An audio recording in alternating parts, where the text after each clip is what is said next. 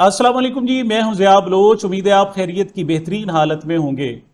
सामीन, मजहबी scholar engineer Mohammad Ali Mirza ने बड़ी बात कह दी है।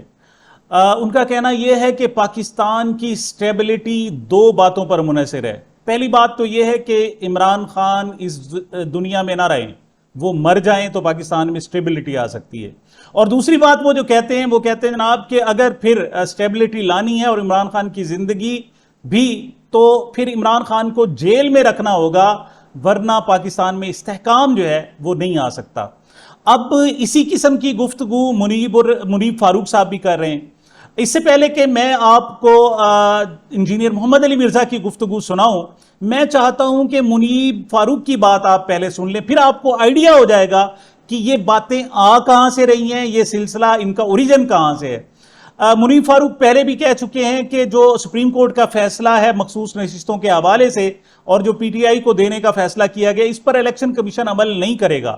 अब मुनीब फारूक इलेक्शन कमीशन की तर्जमानी ऐसे नहीं कर सकते कि जनाब इलेक्शन कमीशन उस पर अमल नहीं करेगा। और अगर इलेक्शन कमीशन, मुनीब फारूक ने कह भी दिया था, तो अब तक इलेक्शन कमीशन की तरफ से वजाहत आ जानी चाहिए थी। भाई, ये मुनीब फारूक खुद बातें कर रहे हैं, हम तो सुप्रीम कोर्ट के फैसले के पाबंद हैं, सुप्रीम कोर्ट के फैसले की पाबंदी करेंगे, लेकिन ऐसी कोई वजाहत सामने नहीं आई। अब मुनीब फारूक साहब कहते हैं जनाब कि बात सिर्फ यहां तक नहीं रही, चूंकि सुप्रीम कोर्ट के जजों ने इमरान खान साहब के हक में फैसला दिया है, तो अब जो इस्टेब्लिशमेंट है, पाक फौज है, उसने भी फैसला किया है कि मजीद खुलकर वो सामने आएंगे, इमरान खान के खिलाफ खड़े हो जाएंगे। क्या कह रहे हैं मुनीब फारूक साहब, जरा मुलाहिजा फरमाएं। लेकिन जो बॉटम लाइन है वो ये कि अच्छा जी, आपने ये करके देख लिया है, तो अब आपने अपना जोर लगा लिया है, अब आप हमारे साथ जरा जोर आजमाई करके देखें। और उसकी जो ताज़ा तरीन हमें रिसेंट में मिसाल मिलती है माजी करीब में, वो ये कि फैसला तो इलेक्शंस के हवाले से भी हुआ था, तो क्या हो गया? कुछ हुआ? कोई भौचाल आया? कुछ हुआ? नहीं हुआ। तो अब भी ये फैसला आ गया, तो अब भी कुछ नहीं होगा। और अगर आपने ये जोर आजमाई भी करनी है कि किसी को कंटेम्प्ट में बुलाना है, तो बुलाएं, इलेक्शन कमीशन को बुलाएंगे। तो इलेक्शन कमीशन को एक फर्द तो नहीं, वो तो मेंबरान है और चीफ इलेक्शन कमिश्नर है, उनके पास अपनी तावीलें हैं। और जज साहबान क्योंकि खुलकर सामने आ गए हैं इमरान खान साहब की हिमायत में, तो फिर रियासत ने भी ये फैसला किया है कि वो खुलकर सामने आएगी और बताएगी कि इमरान खान हमारी कौमी सलामती का मसला है। मुनीब फारूक की गुफ्तगू के बाद आपको इंजीनियर मोहम्मद अली मिर्जा की बातें समझ में आएंगी कि ये किस टोन से वो कहते हैं ये आकाशवाणी है। तो अब आपको पता चलेगा कि ये रेडियो कहां से बोल रहा है जनाब, ये आकाशवाणी है या क्या है, रेडियो पाकिस्तान है, रेडियो इस्लामाबाद है, या रेडियो रावलपिंडी। ये आवाजें कहां से आ रही हैं? आज से 8 महीने पहले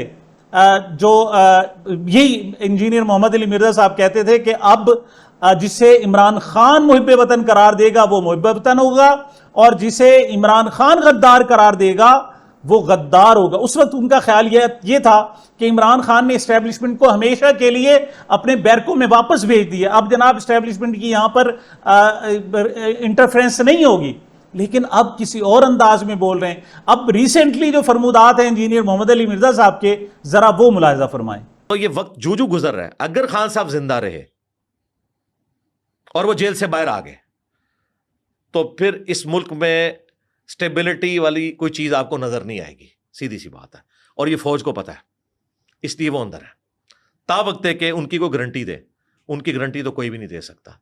हकीकत बात है, क्योंकि उनकी जिंदगी यू टर्न से इबारत है, वो किसी एक बात पे भी कायम नहीं रहते।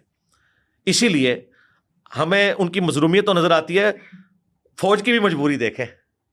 वो भी कहते हैं कि भाई इसको बाहर निकालें तो फिर आपको पता क्या करेगा, बाहर के मुल्क भेज दें तो क्या करेगा, ये अंदर बैठ के ये कुछ हो रहा है तो बाहर आके क्या करेगा।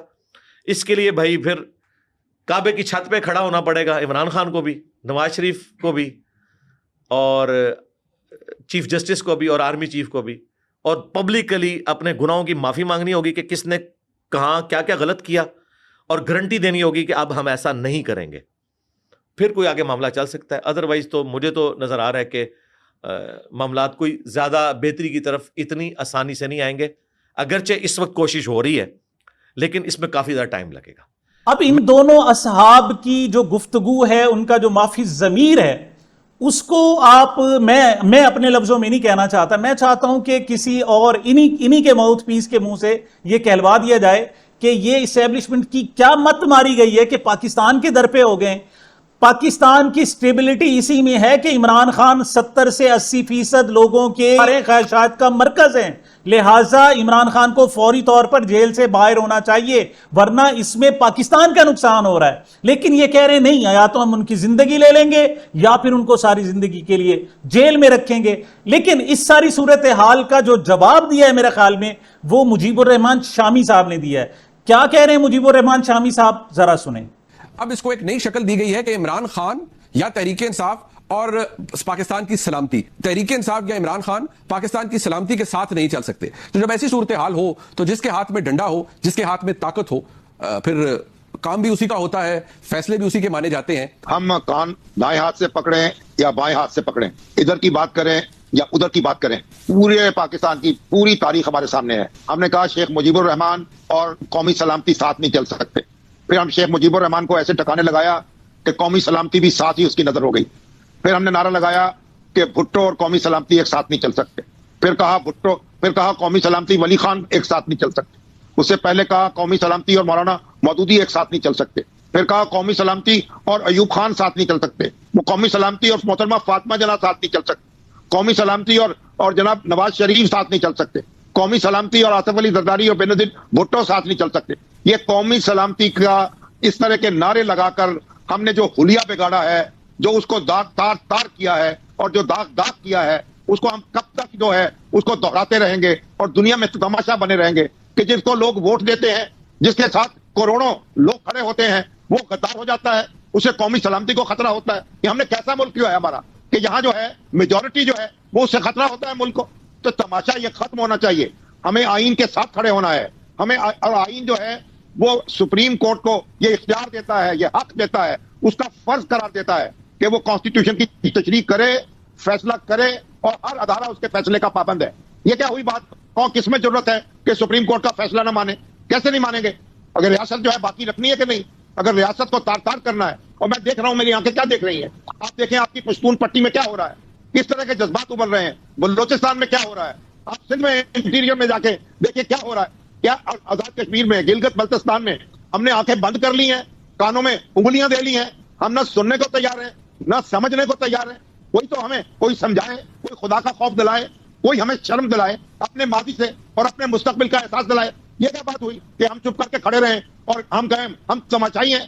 ہم اس ملک کے شہری ہیں، اس ملک کی حفاظت کریں گے، اس کے دستور کی حفاظت کریں گے، اس کے ساتھ کھڑے رہیں گے۔ ایسی صورتحال میں آپ کو فچ رپورٹ بھی سمجھ آئے گی۔ فچ جناب ایک ادارہ ہے جو مختلف دنیا کے مختلف ممالک کے حوالے سے ان کی اکانومی اور ان کی پالیٹکس کے حوالے سے اپنے کمنٹس کرتا رہتا ہے، پیشین گوئیاں بھی کرتا ہے۔ تو اس کا کہنا یہ ہے کہ جو پاکستان کی جو اس وقت شہباز شریف حکومت ہے، یہ زیادہ سے زیادہ 1.5 سال 18 مہینے تک چلے گی، اس سے زیادہ نہیں چل سکتی۔ لیکن اس کے بعد کا بندوبست ابھی سے کیا جا رہا ہے، اور پھر وہ ٹیکنوکریٹس لائے جائیں گے، مزید پپٹس لائے جائیں گے۔ یہ نام کے تو کسی حد تک سیاسی ہے نا، چاہے فارم 47 کی پیداوار ہیں لیکن ہیں تو صحیح، الیکشن لڑ کر تو آئے ہیں، چاہے ہار گئے لیکن الیکشن تو لڑا ہے۔ لیکن اب جو مستقبل میں حکومت بنے گی وہ لوگ ہوں گے جو کمپلیٹ 100% پپٹ ہوں گے، اور ان کو ٹیکنوکریٹس کی جناب نام پر لایا جائے گا اور ان کو لمبے عرصے کے لیے حکومت کرائی جائے گی۔ لیکن ساتھ وہ یہ بھی کہتے ہیں کہ ایسی ساری صورتحال میں عمران خان کی رہائی بھی نظر نہیں آ رہی۔ اس کی وجہ کیا ہے؟ اس کی وجہ یہ ہے کہ ایک شخص، صرف ایک شخص کی انا کی بھینٹ چڑھ رہا ہے۔ کیا کہ اس شخص نے اس بندے کا ٹرانسفر کر دیا تھا، اس کو ابھی تک جناب اس حوالے سے سزا دی جا رہی ہے۔ لیکن تمام تر ہتھ کنڈوں کے باوجود اس وقت بھی تحریک انصاف متحد ہے اور اس کا ایک بھی ووٹ نہیں توڑ سکیں۔ 41 انہوں نے یہ چیلنج تھا کہ 15 دن میں جناب پی ٹی آئی کے جو 41 لوگ ہیں، 41 لوگ ہیں، ان کی پارٹی سے وابستگی کا سرٹیفکیٹ اور بیان حلفی لایا جائے۔ وہ تیسرے دن ہی جناب انہوں نے لا کر پورے کے پورے کر دیے ہیں، ایک بندہ بھی نہیں توڑ سکے۔ لیکن دوسری طرف ہے کہ جناب پیپلز پارٹی کو، تحریک انصاف کو توڑنے کے لیے، عمران خان کو توڑنے کے لیے مسلسل زور لگایا جا رہا ہے۔ ایسے میں حامد میر صاحب کیا تجزیہ کرتے ہیں، ذرا سنیں۔ ایک بات تو آپ مانیں نا کہ میڈیا میں بڑی بات ہوتی ہے جی کہ تحریک انصاف کے اندر بڑی لڑائی چل رہی ہے، بڑی لڑائی چل رہی ہے، لیکن قومی اسمبلی میں بھی اس کے ووٹ اتنے ہی نکلتے ہیں جتنے ہیں۔ کے پی کے اسمبلی میں، پنجاب اسمبلی میں ووٹ اتنے ہی نکلتے ہیں جتنے ان کے ہیں۔ ووٹ تو ان کے نہیں ٹوٹے، ووٹ ان کے انٹیکٹ ہیں، اور جو ان کا اصل لیڈر ہے اس پر اعتماد بھی وہیں پہ قائم ہے. اس کے نیچے اگر کوئی آپس میں لڑ رہے ہیں تو لڑتے رہیں, میرا خیال ہے یہ میٹر نہیں کرتا, اس سے کوئی فرق نہیں پڑتا. ہاں کچھ لوگ جو ہیں وہ اپنے دل کو تسلی بھی دے سکتے ہیں, او یار دیکھو پی ٹی آئی لڑ رہی ہے آپس میں, ہم کامیاب ہو گئے. ایسا نہیں ہے کہ اسٹیبلشمنٹ نے پی ٹی آئی کے لوگوں پر کوئی مطلب ان کے خلاف کوئی ایکشن ہی نہیں لیا. فیاض شجرا صاحب ابھی تک لاپتہ ہیں, اسی امیر سلطان جھنگ سے جو ایم این اے وہ ابھی تک لاپتہ ہیں, اور اب ریسنٹلی محرم عاشور کی رات کو ہی مظفر گڑھ سے معظم علی جتوئی کو بھی اغوا کر لیا گیا ہے. صرف یہی بات نہیں, 10 محرم کی صبح عاشور کے دن جب بڑا ڈنڈورا پیٹا جاتا ہے جی پوری پاکستان میں جناب سیکیورٹی کی صورتحال ہے اور بڑا چیلنج ہے, ایسے میں بھی جو ان کی سیکیورٹی کو چھوڑ کر جو ہماری اسٹیبلشمنٹ ہے وہ ایم این ایز کے پیچھے پڑی ہوئی تھی کہ جمشید دستی کم از کم عاشور کے دن تو اپنے گھر میں ہوگا نا, تو صبح صبح چھاپا مارا گیا, اور جمشید دستی چونکہ اس وقت گھر میں نہیں تھے, سینکڑوں لوگوں نے جناب چھاپا مارا اور ان کو ڈرایا دھمکایا. اس حوالے سے دیکھیں کیا رپورٹ ہے, سنیں ذرا. ٹائم ہے, یہ صبح صبح کا ٹائم ہے, جمشید دستی کے گھر پولیس آئی ہوئی ہے, لعنت ہے ایسے نظام پہ. یہ جمشید دستی کے گھر آئے ہوئے ہیں, یہ کتے بھاگ رہے ہیں, یہ 10 محرم کا دن ہے, جمشید دستی کے گھر آئے ہوئے ہیں, 10 محرم کا دن ہے, یہ دیکھیں. بہرحال جی کوششیں جاری ہیں, ایک طرف پی ٹی آئی کو توڑنے کی سازش ہے اور دوسری طرف عوام ہے کہ ہر جو اقدام پی ٹی آئی اور عمران خان کے خلاف اٹھایا جاتا ہے لوگ اور زیادہ عمران خان کے ساتھ کھڑے ہو جاتے ہیں. وہ شخص اگرچہ جیل میں بیٹھا ہے لیکن جیل میں بیٹھے ہوئے جتنی اس پر سختیاں کی جاتی ہیں, جس قدر اس پر ظلم ڈھایا جاتا ہے, وہ اتنا زیادہ مضبوط ہوتا ہے, اتنا زیادہ اس کے سامنے کھڑا ہو جاتا ہے. اب صورتحال یہ ہے کہ عدلیہ سے اور اندر کی باتیں سامنے آ رہی ہیں. آپ کو یاد ہوگا کہ پچھلے دنوں لاہور ہائی کورٹ سے ایک جج صاحب نے استعفیٰ دے دیا تھا, یہ جسٹس شاہد جمیل تھے. اب جناب جسٹس ریٹائرڈ شاہد جمیل نے باقاعدہ ایک انٹرویو دیا ہے, اس میں ان کا کہنا ہے یہ کہ اسٹیبلشمنٹ عدلیہ میں مداخلت کر رہی ہے. اس حوالے سے وہ 2 مثالیں بیان کر رہے ہیں. ایک تو وہ کہتے ہیں کہ کرنل صاحب کا مجھے فون آیا تھا اور انہوں نے کہا جی ملاقات کرنی ہے, میں نے انکار کر دیا. اور دوسرا کہتے ہیں جناب کہ ایک ہمارے جو عسکری ادارے ہیں اس کے حوالے سے میرے پاس کیس تھا, میں نے ریمارکس دیے تو اس کے بعد ایک کار نے ہمارا پیچھا کرنا شروع کر دیا. کیا کہہ رہے ہیں جسٹس ریٹائرڈ شاہد جمیل, ذرا ملاحظہ فرمائیں. نے میرے ساتھ 2 دفعہ انٹریکٹ کیا ہے, ایک وہ بھی دونوں انڈائریکٹلی ناٹ ڈائریکٹلی. جب میری کنفرمیشن تھی تو مجھے ایک میسج آیا کہ جی کوئی صاحب ہیں وہ چڑیا گھر سے, وہ کرنل صاحب ہیں, وہ آ کے تو آپ کو ملنا چاہتے ہیں, is very happy with your report and every thing. میں نے کہا جی یہ جوڈیشل کاؤنسل ہو جائے گی تو پھر ملاقات شاید میں کروں, ابھی نہیں میں کر سکتا. اس کے بعد نہ کبھی انہوں نے دوبارہ میسج بھیجا نہ آئے. دوسری دفعہ میں یہاں پہ پنڈی بینچ میں بیٹھ کے کچھ کیسز سن رہا تھا جس میں آرمی یہ ایئر فورسز ساری رسپونڈنٹ تھیں. ایک کیس اس میں تھا کنٹونمنٹ کے الیکشنز کا, تو وہ میں نے سن لیا اور اس میں شاید میں نے 1-2 ریمارکس بھی ایسے دیے کہ سیکرٹری ڈیفینس جو اس کو یہ کرنا چاہیے, اگر یہ رسپانس نہیں آتا تو you have to appear before the court. یہ تو بیک گراؤنڈ تھی جو مجھے سمجھ آتی. بٹ ایک گاڑی میرے پیچھے لگائی جو اس پہ ٹی وی پہ بھی ہیڈ لائنس پہ بھی چلی, جو میرے بالکل مجھے اس وقت پتا چلا, جو بالکل میرے ونڈو کے ساتھ آ کے اس نے بونٹ رکھ کے زور زور سے ہارم کیا. میں نے دیکھا تو ڈرائیور کو میں نے سمجھا شاید انہیں کوئی غلط اوورٹیک کیا تو کوئی بندہ ریٹ آؤٹ ہو کے یہ کر رہا ہے. تو وہ ڈرائیور کہتا ہے کہ یہ تو ہمارے پیچھے بہت دور سے لگا ہوا ہے. میں نے اس کا گاڑی سائڈ پہ کر لو, گاڑی سائڈ پہ کی تو وہ گاڑی بھاگ گئی. صنم جاوید صاحبہ جناب خیبر پختونخوا ہاؤس میں موجود ہیں, وہ کوئی لفظ ابھی تک نہیں بولیں لیکن ان سے ملاقاتوں کا سلسلہ جاری ہے. ان سے جا کر رؤوف حسن نے ملاقات کی, پھر وہ آزاد کشمیر سے جو رہنما تھے عبدالقیوم نیازی سابق وزیر اعظم, انہوں نے آ کر ملاقات کی. اور اب تھوڑی دیر پہلے سیالکوٹ سے جو ڈار برادران ہیں عمر ڈار نے بھی آ کر ملاقات کی. اس میں جس طرح ہائی کورٹ سے چونکہ ہدایت تھی کہ آپ نے ایک لفظ بھی نہیں بولنا, تو وہ بچی جناب جو کبھی خاموش رہتی نہیں تھی, بہرحال ہائی کورٹ کے احترام میں ایک لفظ بھی نہیں بول رہی. گزشتہ روز جناب عمر ڈار نے, عثمان ڈار کے بھائی عمر ڈار نے ان سے ملاقات کی. یہ کیسا منظر تھا, ذرا ملاحظہ فرمائیں. جو خواتین ہیں نا, سلمہ, پالیہ, حمزہ, یاسمین راشد, آپ نے وہ متھ توڑ دی ہے. وہ جو متھ تھی نا کہ خواتین کمزور ہوتی ہیں, آپ نے اس متھ کو توڑ دی ہے. اور الحمدللہ جس طرح آپ نے ظلم, جبر اور فسطائیت کا مقابلہ کیا ہے, یہ آپ نے ایک نئی تاریخ رقم کر دیا الحمدللہ. اور بہت بہت مبارک ہو, آپ ہمارا فخر ہو الحمدللہ, نہ صرف پی ٹی آئی کے ورکروں کا, اس کے کارکنوں کا, بلکہ ہر پاکستانی عورت کا فخر ہو. آپ زندہ باد. اسی بات جناب انٹرنیشنل اسٹیبلشمنٹ کی کرتے ہیں. بائیڈن پر جناب زور ڈالا جاتا رہا کہ آپ مستعفی ہو جائیں، آپ عمر آپ کی زیادہ ہو گئی ہے اور آپ ٹرمپ کے مقابل میں الیکشن نہیں جیت سکیں گے، ڈیموکریٹس کو شکست ہو جائے گی، لہٰذا آپ دستبردار ہو جائیں. لیکن وہ دستبردار ہونے سے انکار کر رہے تھے. لیکن آپ کو پتہ ہے پھر اسٹیبلشمنٹ ہوتی ہے، چاہے وہ امریکہ کی کیوں نہ ہو. تو اب ریسنٹلی خبر آئی ہے جناب کہ ان کو کرونا ہو گیا. کرونا کو گئے ہوئے 2 سال گزر گئے، 3 سال گزر گئے، لیکن امریکی صدر کے حصے میں کرونا اب آیا جناب. اور یہ وہ کرونا ہے جس کا ٹرمپ نے مقابلہ کیا تھا. لیکن جناب اب اچانک انہیں پتا چلا جناب کرونا ہو گیا ہے بائیڈن کو، اور بائیڈن نے بھی کہہ دیا ہے جناب کہ آپ مجھے ڈاکٹر کہیں گے تو میں دستبردار ہو جاؤں گا. مطلب اسٹیبلشمنٹ وہاں بھی بائیڈن کے ساتھ وہی رول ادا کر رہی ہے جس طریقے سے نواز شریف کے ساتھ کیا. نواز شریف کو لانے والی اسٹیبلشمنٹ تھی، لیکن جب آن ٹائم پہ آئے تو مہرہ اپنا تبدیل کر دیا اور شہباز شریف کو آگے لائے. اسی طریقے سے ٹرمپ کے خلاف بائیڈن کو اب تک استحکام دیا جاتا رہا، مسلسل اس کے ساتھ کھڑے رہے اور ٹرمپ پر قاتلانہ حملہ کرایا، اس پر مقدمات کرائے، اس کو جیل میں بھجوایا.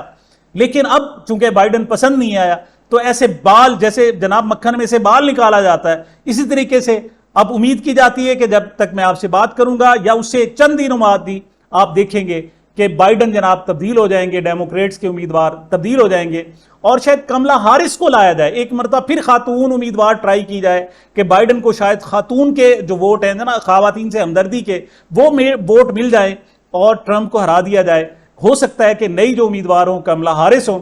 دوسری طرف جناب ٹرمپ بھی جو ہے وہ عمران خان والے جملے ادا کر رہے ہیں. یاد ہوگا کہ عمران خان پر جب حملہ ہوا تھا اور وہ اس کے بعد جب سامنے آئے تو انہوں نے 2 باتیں کی تھی. ایک وہ انہوں نے یہ کہا تھا کہ یہ مجھے خاموش کرانے کی نہیں بلکہ آپ کو، عوام کو خاموش کرانے کی کوشش کی جا رہی ہے. اور دوسرا انہوں نے کہا تھا کہ انہوں نے مارنے کی کوشش مجھے نہیں کی بلکہ یہ عوام کو مارنے کی، آپ کو مارنے کی کوشش کر رہے ہیں. میرا قصور یہ ہے کہ میں ان کے اور عوام کے درمیان میں کھڑا ہوں، اس لیے وجہ سے پہلا نشانہ میں بن رہا ہوں. یہ کیا کہہ رہے ہیں جناب ٹرمپ، ذرا ملاحظہ فرمائیں. They want to silence me because I will never let them silence you. Then in the end, they're not after me, they're after you, and I just happen to be standing in their way. That's true. بہرحال جی یہ عوام کا اور establishment کا براہ راست ٹکراؤ ہے، چاہے وہ پاکستان ہو چاہے امریکہ ہو.